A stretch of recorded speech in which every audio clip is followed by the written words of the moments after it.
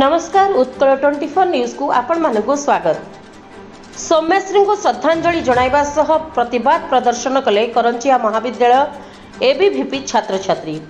Baleshwar FM college छात्री स्वर्गता Saumyashree आत्मदाह एवं मृत्यु घटना सारा राज्य में शोक प्रदर्शन श्रद्धांजलि ज्ञापन सह दृढ़ निंदा प्रतिवाद प्रदर्शन करा अवसर में मयूरभंज जिला करंजिया स्वयं शासित महाविद्यालय अखिल भारतीय विद्यार्थी परिषद पक्षर श्रद्धांजलि अर्पण तथा शोकसभा सह प्रतिवाद प्रदर्शन करा जायछि। नगर संपादक श्री मोहित कुमार दास का आह्वान क्रमे तथा सह संपादक श्री प्रत्युष किरण नायक संदीप दास सह नेतृत्व में उक्त कार्यक्रम में महाविद्यालय अनेक संख्यक छात्र छात्री एकत्रित होई स्वर्गता सौम्यश्री को गभीर श्रद्धांजलि ज्ञापन सह शोकसभा आयोजित हो जायछि।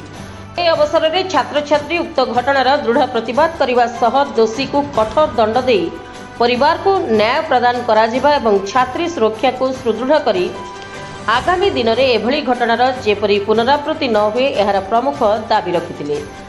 उक्त कार्यक्रम में छात्री प्रमुख सुश्री अदिति दास, सदस्यता प्रमुख मौसुमी बिंधाणी, कैंपस सभापति श्री हरिशंकर दास, उपसभापति चित्रलिपि महंत, संपादिका रानी सिंह खुंटिया, सह संपादक रवींद्र बेहरा सह समस्त कार्यकर्ता और बहु संख्यार छात्र छात्री जोगदे प्रतिवाद स्वरूप स्लोगान दे स्वर उत्तोलन करथिले।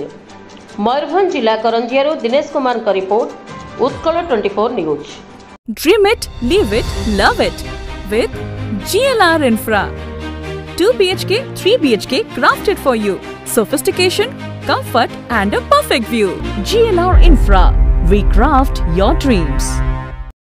आम समस्त जानिछु आम ओपा सौम्या ओपा गतकाली रात देहत्याग कारण एटा मानसिक निर्यातना दिगला जे से सहयोग कर निजको जाली देवाई से बाध्य होते से कौन अन्य पार्टी देखिले से जो कम्प्लेन करुले बारंबार कौन पार्टी कौन नेता मुंड पुरेलनि किंतु एबे से निजको जो आत्महत्या कर समस्ते दुख करने आसुचंती एबीवीपी दाबी करथिला कि दीदी को न्याय देवाई किंतु से किसी करनथिले दीदी समस्त पाखक जाइथिले।